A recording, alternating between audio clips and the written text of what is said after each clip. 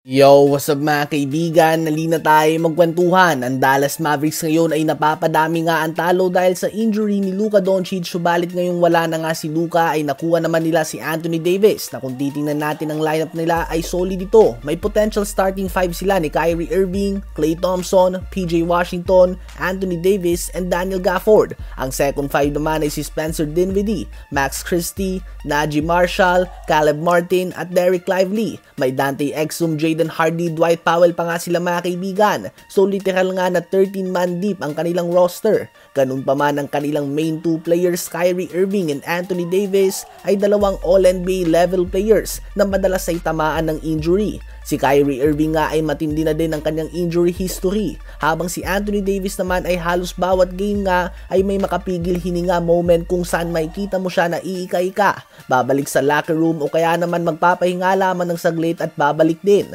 With a complete lineup ay hindi nakapagtataka na kahit ang OKC Thunder na malaki ang agwat sa lahat sa Western Conference ay mahihirapan sa kanila, lalo na tinalo na din nga nila ito ng 2 beses ngayong regular season. Offensively and defensively nga ay kompleto ang sangkap ng Mavs sa ngayon. May ilang concerns lang nga sa lineup na ito, tulad ng kalusugan ni Anthony Davis, Kyrie Irving at Derek Lively moving forward, at kung paano sila mag-a-adjust sa panibagong sistema na hindi umiikot kay Luka Doncic. Sa palagay nyo ba ay kaya na magkampiyon ng fully healthy lineup ng Dallas Mavericks ngayong season? Matapos na magtala ng 42 points, 17 rebounds and 8 assists, sa LeBron ay natanong kung ano ba ang hamon na nakikita niya sa pagpasok ng panibagong lineup sa kalagitnaan ng season. Ayon kay LeBron, sa totoo lang nga daw ay wala siyang nakikitang challenge dito as long as maglalaro sila ng tamang basketball at magiging maganda ang ikot ng bola. Ang bola nga daw ay sa kamay ni Luka at Austin Reeves, dalawang player na may solid decision-making skills at madami nga daw makakatanggap ng magagandang pasa dito. So kumpiyansa nga sa LeBron mga kaibigan na magiging madali ang transition ng Lakers team na nagiinit na ngayon kapag pumasok na si Luka Doncic sa kanilang lineup.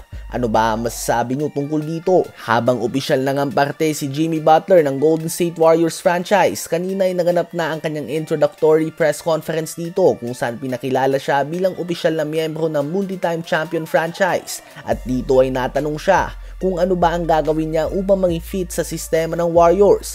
Well, ayon nga kay Butler ay ibibigay niya lang nga daw kay Curry ang bola at gigilid na siya. Well, very unselfish nga ito mga kaibigan sa parte ni Butler. Ganun pa man ay mukhang hindi nga ito ang kailangan ni Curry. Kanina sa game laban sa Lakers ay nagtala ang 2-time MVP ng 37 points. Subalit 13 of 34 lang nga siya sa field at 6 of 19 naman sa 3-point line. Hindi nga kailangan ni Curry ng isa na namang player na aasa lamang sa kanya na gumawa ng puntos. Ang kailangan niya nga ay isang player na tutulong sa kanya na gumawa ng madaming puntos upang mahati ang atensyon ng depensa at hindi lang lahat nakatingin sa kanya, lalo na ngayong wala na din si Andrew Wiggins na isa sa mga top scoring option ng Warriors noon at injured pa nga si Jonathan Kuminga. Ano ba ang masasabi niyo tungkol dito?